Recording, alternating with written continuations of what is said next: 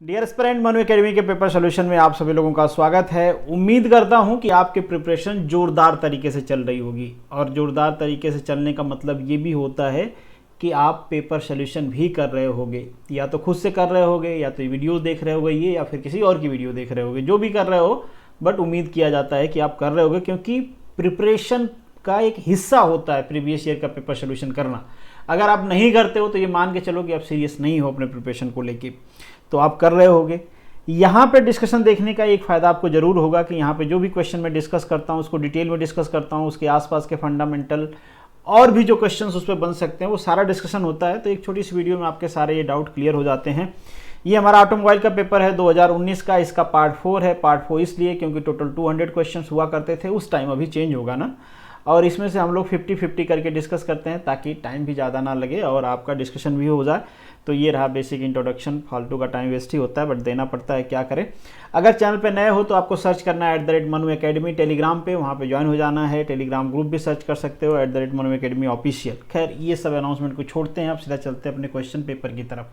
तो यहाँ पे आपको नजर आ रहा है क्वेश्चन पेपर का फर्स्ट पेज। ये मैं बस आपको इसलिए दिखाता हूँ ताकि आपको फीलिंग आ जाए कि हम पेपर सॉल्व करने वाले हैं। यहाँ के बाद सीधा स्लाइड करके हम चलते हैं क्वेश्चन नंबर 251 पे, क्योंकि इससे पहले ऑलरेडी हमने 250 तक के क्वेश्चन डिस्कस कर लिए। तो 251 पे चलते हैं। तो जो हमारा क्वेश्चन नंबर 251 है, मतलब आज का हमारा जो फर्स्ट क्वेश्चन है, in an alternator the magnetic field is produced in the, कहाँ पे प्रोड्यूस होती है मैग्नेटिक फील्ड? तो मैग्नेटिक फील्ड प्रोड्यूस होती है रोटर में। आप सभी को पता है, यहाँ पे उसके पार्ट भी दिख रहे होंगे, ये सारे इंडिविजुअल पार्ट हैं, इनको आप कंबाइन कर दोगे तो आपस में जुड़ जाएंगे।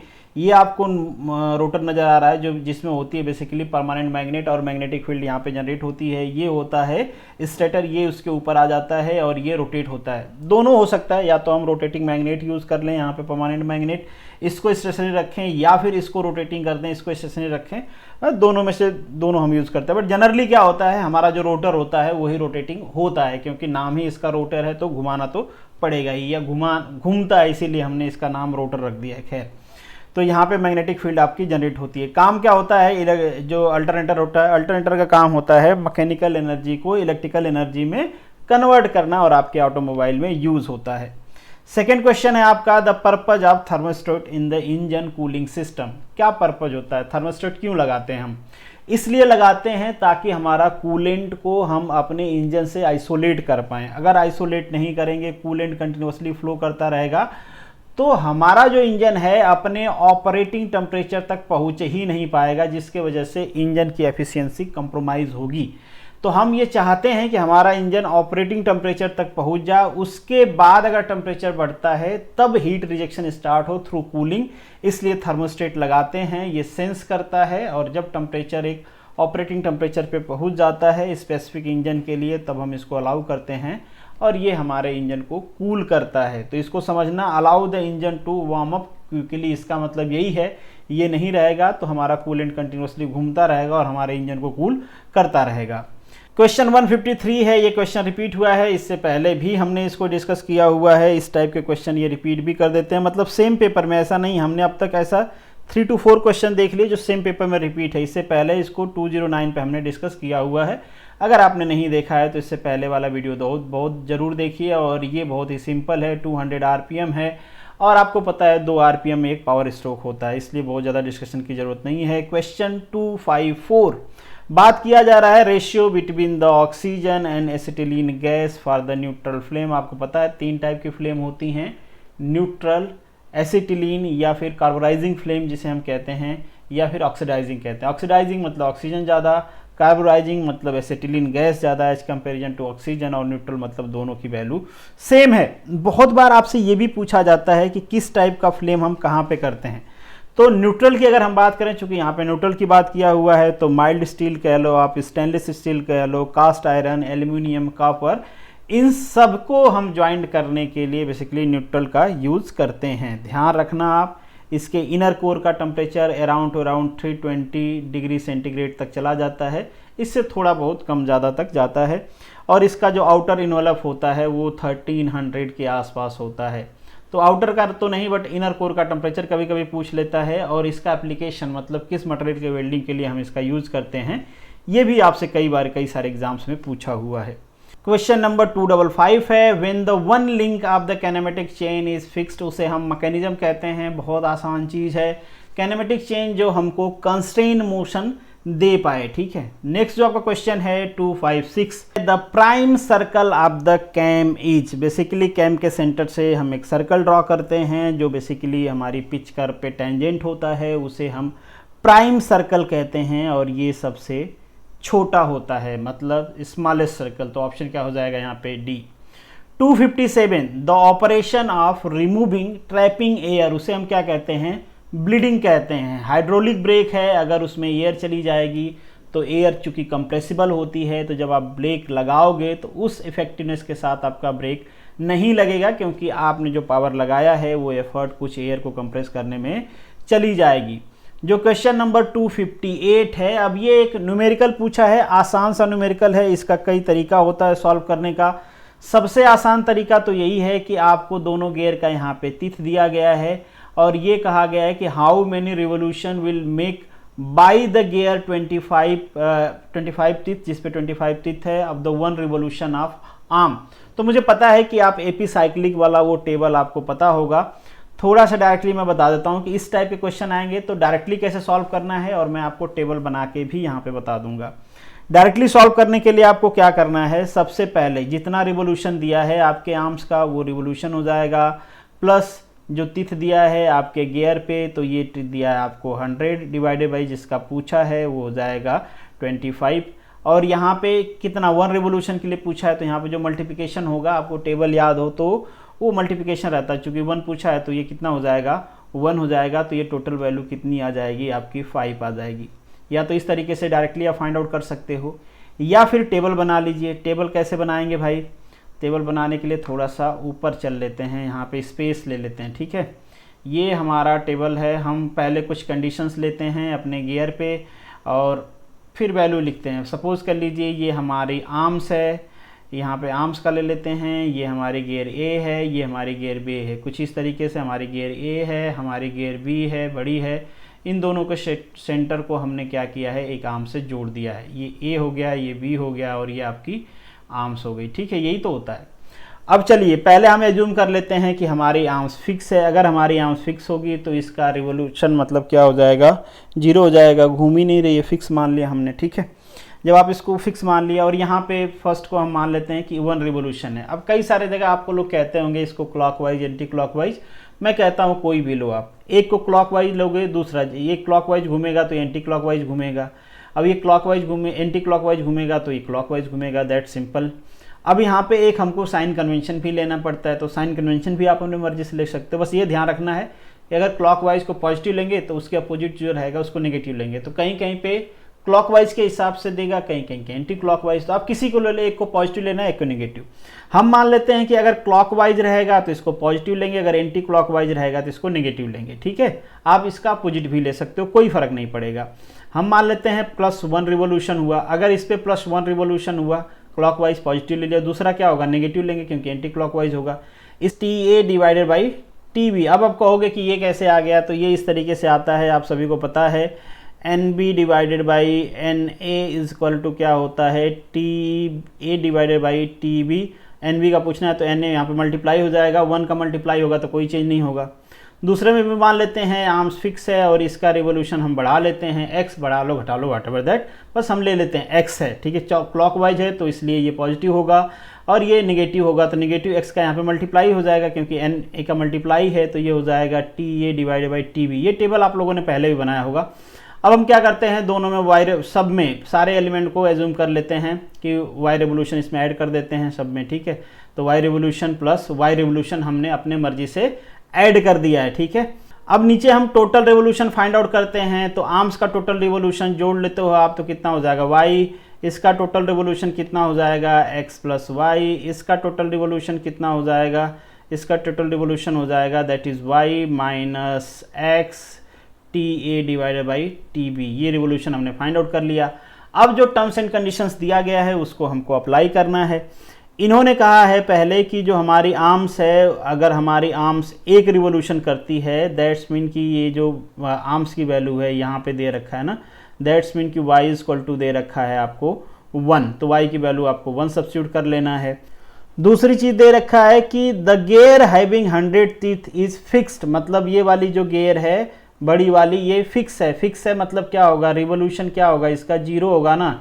ये फिक्स है और इसके ऊपर ये घूम रही है, वेरी सिंपल इज दैट। तो इसका रिवोल्यूशन हम 0 कर देते हैं। 0 इज इक्वल टू y1 दिया हुआ है तो लिख लेते हैं, ये हो जाएगा x। ये वैल्यू TA की वैल्यू दिया हुआ है, कितना दिया हुआ है 25 दिया हुआ है। TB की वैल्यू कितना दिया हुआ है 100 दिया हुआ है, बड़ी वाली का 100 दिया हुआ है, ठीक है। TA TB वैल्यू समझ में आ रही है आपको, ठीक है। ये कितना हो जाएगा 1/4 हो जाएगा। इसको इधर ले जाते हैं, इस वाले को हम इधर ले आते हैं, तो यहाँ पे x की वैल्यू आपको क्या आ जाएगी 4 आ जाएगी।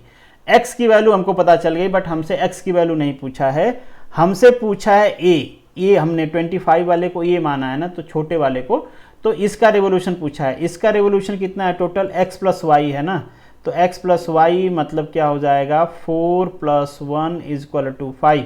तो आंसर आ गया आपका C। इससे पहले जो बताया था वो डायरेक्टली यही वाला फॉर्मूला मैंने बताया था। अगर आपको ध्यान रहेगा तो इस टाइप के क्वेश्चन आप डायरेक्टली कर पाओगे। बस ये ध्यान रखो कि ये कौन सा इसमें किसका रिवोल्यूशन है, बस दैट्स इट। नेक्स्ट जो आपका क्वेश्चन है, question number 259, which of the following can not be cut by the hobbing. Hobbing से क्या चीज़ें कट नहीं किया जा सकता, क्योंकि जो हॉबिंग का कटर होता है उसमें उससे हम इंटरनल गियर और बेवल गियर की कटिंग नहीं कर पाते हैं। वेबल गियर थोड़ा सा हमको पहले टेपर्ड करना पड़ता है, उसके बाद कटिंग होती है। बाकी सारी कटिंग हम कर पाते हैं हॉबिंग से, बस बेवल गियर की नहीं कर पाते हैं। नेक्स्ट जो क्वेश्चन है आपका, विच one of the following cycle has the highest thermal efficiency, तो वो होती है स्टर्लिंग। स्टर्लिंग इसलिए होती है क्योंकि स्टर्लिंग बेसिकली जो हम करनॉट में आइसेंट्रोपिक प्रोसेस होता है उसको हम कर लेते हैं आइसोथर्मल, और उस साइकिल की एफिशिएंसी ज़्यादा होगी जिसकी रिवर्सिबल होने की प्रोबेबिलिटी ज़्यादा होगी। तो ये रिवर्सिबल है, आप सभी को पता है। रिवर्सिबिलिटी के लिए थर्मोडायनामिक इक्विलिब्रियम का फंडा की सारी चीज़ कांस्टेंट होना चाहिए, फोर्स थर्मल केमिकल, तो सब कुछ अराउंड कांस्टेंट ही होता है। हम प्रोसेस को रिवर्सिबल बनाना चाहते हैं ताकि वो रिवर्सिबिलिटी, उसमें इनरिवर्सिबिलिटी ना हो, ताकि वो प्रोसेस क्या हो, रिवर्सिबल हो। जब किसी साइकिल का हर प्रोसेस रिवर्सिबल होगा तभी तो उसको हम रिवर्सिबल साइकिल कहेंगे।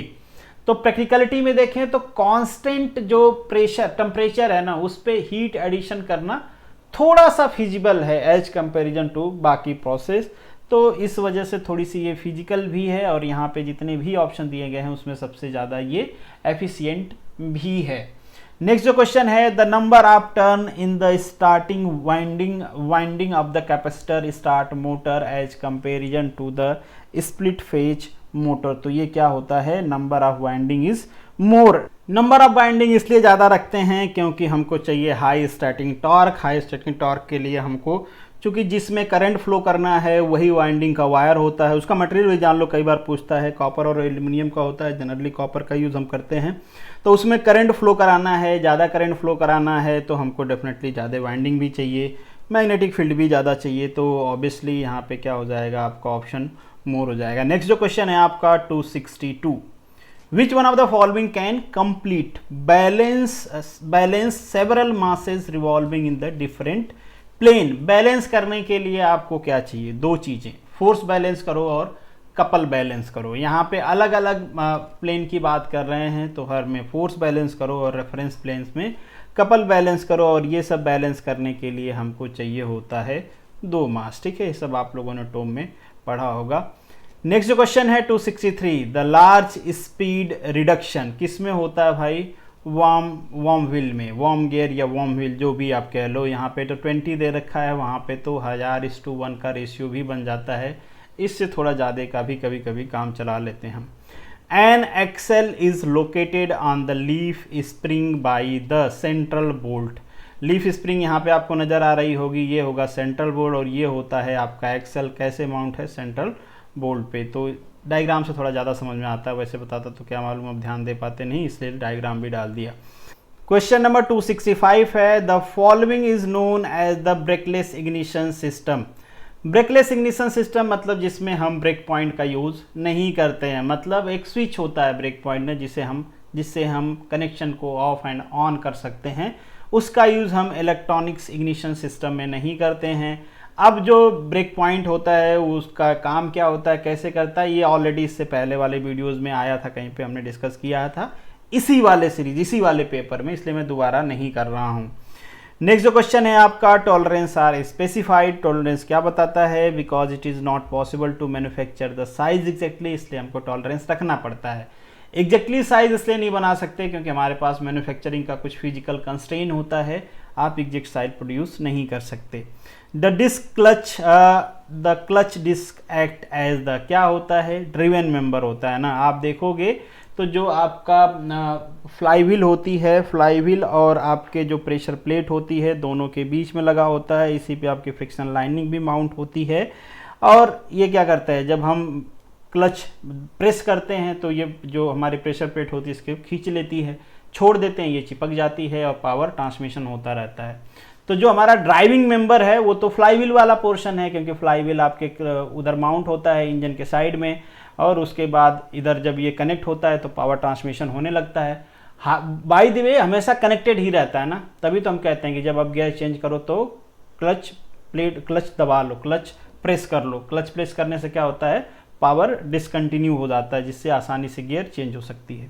नेक्स्ट जो क्वेश्चन 268 है, a good refrigerant should have. तो रेफ्रिजरेंट के पास large latent heat of the vaporisation होना चाहिए। क्यों होना चाहिए, जितना ज़्यादा रहेगा उतना ज़्यादा अमाउंट ऑफ हीट वो एब्जॉर्ब करेगी और उसी को हम डिजायर इफेक्ट कहते हैं। तो डिजायर इफेक्ट ज़्यादा हो जाएगा, कम रहेगा तो डिजायर इफेक्ट कम मिलेगा। तो कम क्यों चाहिए, हमको ज़्यादा ही चाहिए ना भाई, क्योंकि ज़्यादा डिजायर इफेक्ट हमको प्रोड्यूस करना है। दूसरा, लो ऑपरेटिंग प्रेशर चाहिए, लो बॉइलिंग पॉइंट चाहिए, बॉयल जल्दी ना हो वो, फिर लो फ्रीजिंग पॉइंट चाहिए, फ्रीज ना हो जाए, और लो स्पेसिफिक हीट भी चाहिए। अगर स्पेसिफिक हीट बहुत ज़्यादा रहेगा तो ग्रेडियंट नहीं आएगा ना। नेक्स्ट जो क्वेश्चन है आपका 269, advantage of the gaseous fuel. तो मिक्स अच्छे से होते हैं, बर्निंग प्रॉपर हो जाती है, इस वजह से गैसियस फ्यूल अच्छे हैं। अल्टीमेटली लिक्विड फ्लूइड में भी हम क्या करते हैं, पेट्रोल और डीजल को करने से पहले हम उसको वेपराइज ही तो करते हैं, मॉलिक्यूल फॉर्म में स्प्रे करते हैं उसको, ताकि बर्निंग प्रॉपर हो। रेडिएटर ट्यूब किससे बनी होती है, ब्रास या कॉपर ट्यूब से, मतलब जो थोड़ा मटेरियल हल्का भी हो और कंडक्टिविटी उसकी अच्छी हो। तो यहाँ पे ऑप्शन हो जाएगा आपका बी। क्वेश्चन नंबर 271 है, ये क्वेश्चन कई बार मैंने देखा है, बहुत फेमस क्वेश्चन है, बहुत बार पूछता है आप लोगों से, इंपॉर्टेंट है, ध्यान रखना। साइकोलॉजिकल मोशन होता है, क्यों होता है, क्योंकि यहाँ पे हमको वाइब्रेशन कम मिलता है, स्ट्रेस भी कम मिलती है, मतलब ये प्रोफाइल ऐसी होती है। आप लोगों ने दो प्रोफाइल बेसिकली पढ़ी होगी, एक इनवॉल्यूट एक ए, तो दोनों के एडवांटेज डिसएडवांटेज और एप्लीकेशन जब पढ़ें तो ज़रूर पढ़ लें, ठीक है। फिर फाइनाइट एक्सेलरेशन हमको मिलता है, तो इसलिए ऑप्शन यहाँ पे आपका डी है। नेक्स्ट जो आपका क्वेश्चन है, इंजन स्टार्टर मोटर, इंजन को स्टार्ट करने में कौन सा मोटर का हम यूज़ करते हैं। यहाँ पे ये ऑप्शन दिया है प्रोविजनल की में, बट इसका सही आंसर है आपका डीसी वाला, डीसी सीरीज मोटर हम जनरली यूज़ करते हैं आज के मॉडर्न, और मैग्नेटो वाला भी यूज़ करने लगे हैं आजकल नई वाली व्हीकल्स में। नेक्स्ट क्वेश्चन है, spark plug with a black centre insulated indicate. क्या इंडिकेट करता है भाई, इंडिकेट बस यही करता है कि कार्बन डिपॉजिट हो सकते हैं उस पर। अब रीज़न क्या होता है, कार्बन फॉलिंग क्यों होगी, तो उसके एक सबसे बड़ा रीज़न होता है कि कंबशन प्रॉपर नहीं हो रहा हो। कंबशन प्रॉपर नहीं हो रहा है कब ऐसा होगा, जब ज़्यादा रिच मिक्सचर सप्लाई करो या बहुत स्लो स्पीड में आप जा रहे हो, ठीक है। अब ज़्यादा रिच मिक्सचर का ये ऑप्शन भी है कि मान लीजिए चोक लिया आपने, चोक फंस गया, चोक लेते ही आपने देखा होगा कि एयर सप्लाई क्लोज हो जाती है और जो मिक्सचर होता है आपका रिच हो जाता है। तो यहाँ पे अप्रोप्रिएट ऑप्शन हो जाएगा C. Interference is the inherently absent in the following, किस में भाई, साइकोलॉइड में। साइकोलॉइड में मतलब जो गियर होती है उसकी पूरी प्रोफाइल साइकोलॉइड होती है, और due to the manufacturing constraint absolute में ऐसा, इनवॉल्यूट में ऐसा नहीं होता है। नीचे वाला जो पोर्शन होता है वो इनवॉल्यूट प्रोफाइल में नहीं आता है, इसलिए वहाँ पे आप देखे होंगे कि इंटरफेरेंस होता है। तो हम प्रेशर एंगल बढ़ाते हैं, हम स्टब कर देते हैं, जो भी करना है घटाने की कोशिश करते हैं, ठीक है। नेक्स्ट जो क्वेश्चन है आपका, in the cam the distance between the base circle and the nose is called the lift. अब मान लीजिए ये हमारा बेस सर्कल है, तो इस तरीके से कुछ आपका यहाँ से उठा हुआ, इस तरीके से आपका, इस तरीके से, तो इसी को हम लिफ्ट कहते हैं ना। इस तरीके से आपको दिखता है ना कैम। नेक्स्ट जो क्वेश्चन है आपका, question number 277, which of the following represent open thermodynamic system. अब ये भी बताने की जरूरत नहीं है, जिसमें मास और एनर्जी दोनों ट्रांसफर हो, violation of the which of the following road safety sign is the legal, fine आपके ऊपर लगेगा, लीगल ऑफेंस होता है ये। मैंडेटरी साइन, जैसे स्टॉप बोला है तो आपको रुकना है, जाना नहीं है, वो मैंडेटरी साइन है।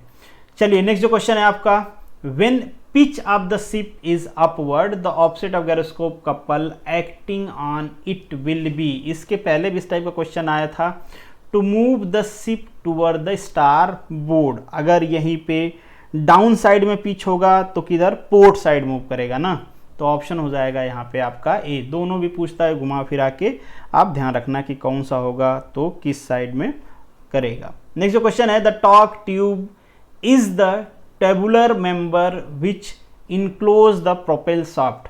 मतलब ये जो पीछे वाला रेयर वाला होता है ना, आपने देखा होगा ट्रांसमिशन बॉक्स टाइप का, तो वो किससे कनेक्ट होता है, आपके प्रोपेलर शाफ्ट से।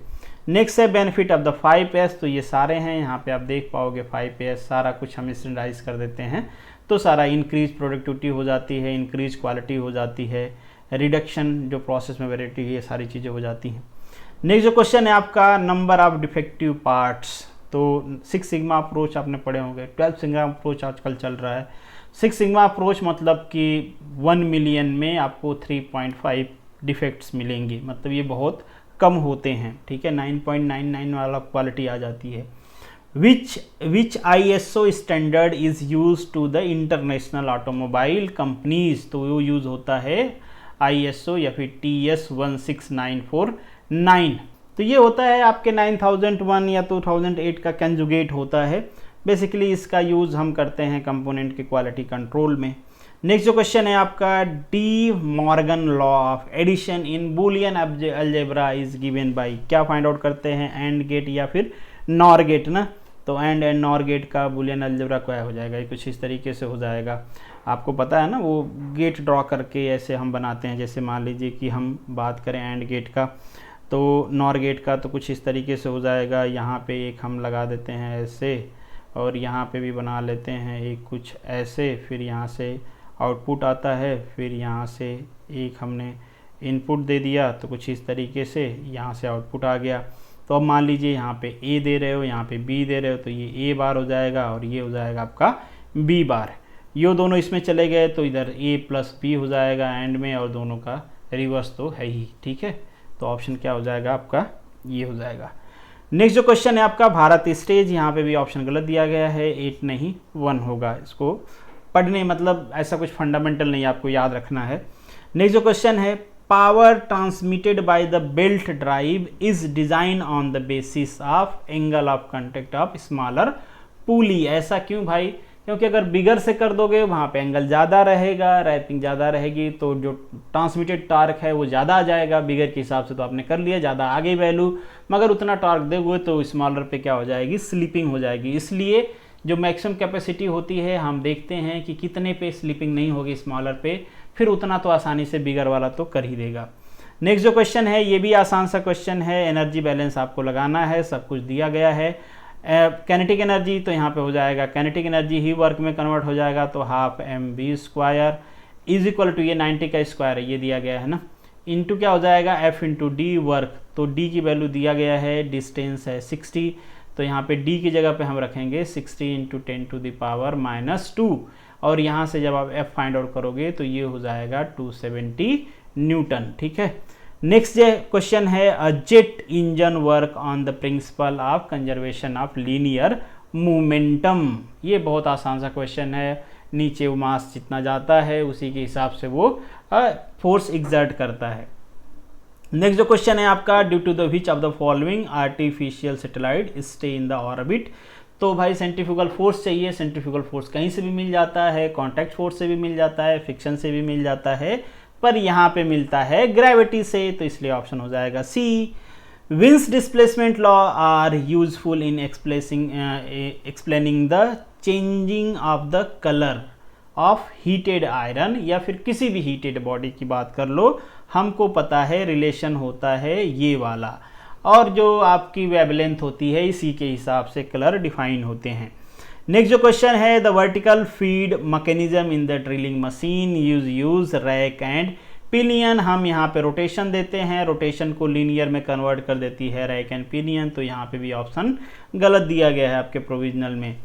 नेक्स्ट जो क्वेश्चन है आपका 292, ये भी आसान सा क्वेश्चन है, आपको कंपैरिजन कर लेना है। एफिशिएंसी आपको दिया गया है, तो ये हो जाएगा temperature 275 divided by 285 is equal to work, heat supply कितना दिया गया है 57, यहाँ से वर्क फाइंड आउट कर लोगे, ये 2 के आसपास आ जाएगा। फिर आपसे कह रहा है यहाँ पे आपको ये दिया गया है साइकिल, ठीक है, एग्जीक्यूट कितने साइकिल कर रहे हैं 1080, तो इसकी वैल्यू हो जाएगी हमारे वर्क की, दैट इज़ 2, कितना फाइंड आउट किया हमने, और कितना साइकिल है दैट इज इतना, और कितना मिनट में है ये तो हम सेकेंड में कर लेंगे। यहाँ से वैल्यू फाइंड आउट करोगे तो अब आ जाएगा डी। नेक्स्ट जो क्वेश्चन है 293, external taper can be obtain by the, ये देखो ये ऑफसेट कर दिए हमने और ये टेपरिंग हो जाएगी, ठीक है।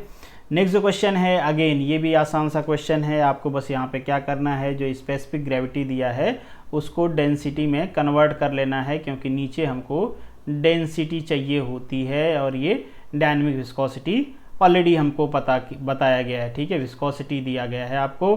तो आपको kinematic viscosity mu find out करने के लिए 0.01 और इसमें 100 का 1000 का मल्टीप्लाई कर लें तो ये हो जाएगा 800, ठीक है। तो इसकी वैल्यू आप फाइंड आउट करोगे तो इतने के अराउंड आ जाएगी, मतलब इतने के अराउंड क्या यही आ जाएगी। नेक्स्ट जो क्वेश्चन है what does the reliability of the instrument, मतलब कितना एक्यूरेसी प्रिसीजन के साथ वो मेजरमेंट कर रहा है, डिग्री ऑफ रिपीटेबिलिटी क्या है उसकी। नेक्स्ट क्वेश्चन है for the analysis of which of the following is the parallelogram used, मतलब सॉलिड के एनालिसिस कहते हैं। ये सारे खुरमी वाले क्वेश्चंस हैं, मुझे उम्मीद है आप याद रखोगे। यहाँ पे एक्सेलरेशन मेजर कर पाते हैं हम, वाइब्रेशन मेजर कर पाते हैं। नेक्स्ट जो question in the optical gauge work of the principle क्या होता है, इंटरफेरेंस ऑफ द लाइट क्या होगी, मिक्स होगी, उसके हिसाब से दोनों के वेवलेंथ घटेंगी या बढ़ेंगी। ये principle of interference, principle of reflections, ये सारी चीज़ें आप लोग को पता होगा, होप सो फिजिक्स में भी पढ़ते होंगे, ठीक है। तो इसका यूज़ करके हम बहुत सारे इंस्ट्रूमेंट भी बनाते हैं जिनके अलग अलग जगह पे यूज़ करते हैं। नेक्स्ट क्वेश्चन है 299 during the gear tooth cutting operation the undercutting में occur due to the corner of the cut beating into the true involute curve on the flank of the tooth, this is called the interference. मैंने कहा कि पूरे profile पे आपका involute profile नहीं आ पाती है due to the manufacturing constraint, तो उसी की यहाँ पे बात किया गया है। Increase the addendum on the pinion to reduce on the gear wheel, और भी बहुत सारे तरीके होते हैं आपके इंटरफेरेंस। इससे पहले भी हमने डिस्कस किया कि इंटरफेरेंस को आप कैसे रिड्यूस कर सकते हो, प्रेशर एंगल बढ़ा के, नंबर ऑफ टीथ बढ़ा के। नेक्स्ट जो क्वेश्चन है, नेक्स्ट एंड लास्ट क्वेश्चन है 2 streams of the liquid metal which are not hot enough to fuse properly, तो उसे हम कहते हैं कोल्ड सट, मतलब जहाँ तक पहुँचना चाहिए था वहाँ तक आपके कैविटी में पहुँचा नहीं, उससे पहले ही जम गया, तो ये पूरा जो शेप है आपकी कैविटी का वो नहीं बन पाएगा, मतलब पूरी कैविटी आपकी फिलअप नहीं हो पाएगी। तो वो जो डिफेक्ट्स क्रिएट होता है कास्टिंग में उसे हम कहते हैं कोल्ड सट। इसको अवॉइड करने के लिए आपको ध्यान देना है कि जो हमारा हीट ट्रांसफ़र रेट हो आपके सरफेस से वो कम हो, जो आपके लिक्विड जो फील कर रहे हो आप मटेरियल वो प्रॉपर टेम्परेचर अचीव कर चुका हो, उसका टेम्परेचर ज़्यादा होना चाहिए, ऐसा नहीं कि कम टेम्परेचर पे फीलिंग स्टार्ट कर दिए। और इसके अलावा गेट की डिज़ाइन वो सारी चीज़ें मैटर करती हैं। पर ठीक है, यहाँ पे इस वीडियो को एंड करते हैं, मिलेंगे नेक्स्ट वीडियो में, तब तक के लिए all the best, good luck.